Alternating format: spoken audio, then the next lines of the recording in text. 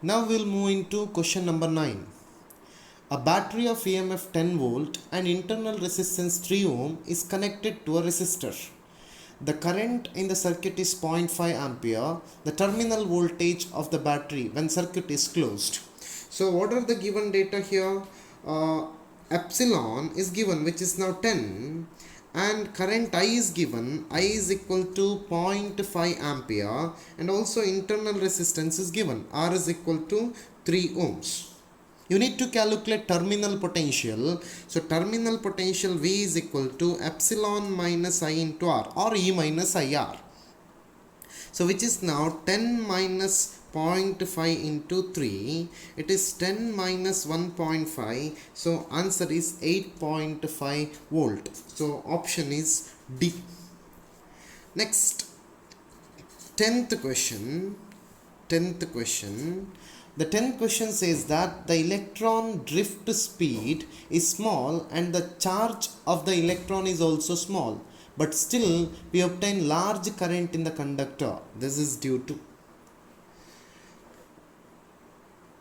it is because the number of electron per unit volume of conductor is very large. So answer for 10th question is D. That is, electron drift speed is small and the charge of the electron is also small, but we obtain large current in conductor because there is large number of electron inside the conductor and these electrons are now free to move.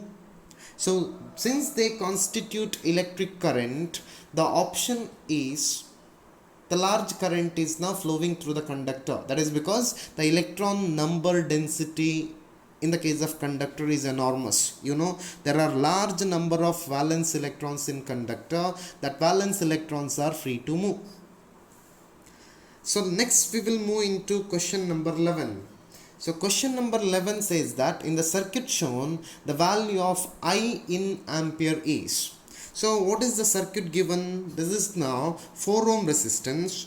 This is also 4 ohm resistance, which is connected in series with the one more 4 ohm resistance, and this is connected to a battery having the voltage of about 4 volt with some resistance of 1.6 ohm, and one more resistance is connected here. This resistance is also having the value of 4 ohm. This is 4 ohm, this is 4 ohm.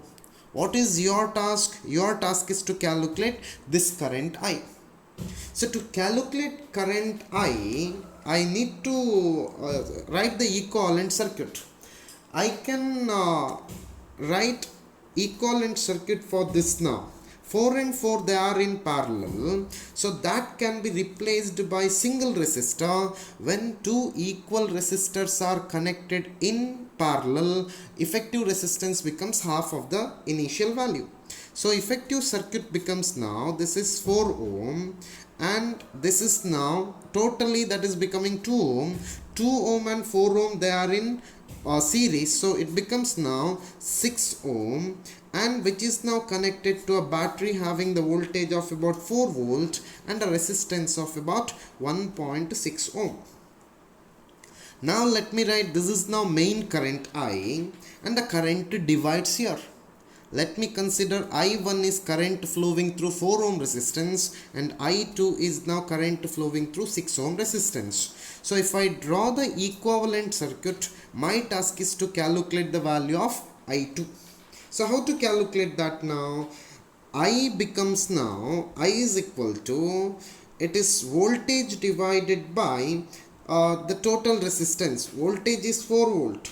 So total resistance becomes now, total resistance, these two are in parallel. So it becomes now 4 into 6 divided by 4 plus 6 plus this 1.6. This 1.6 resistance is now in series with this now.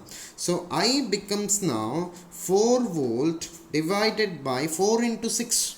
36 divided by 10.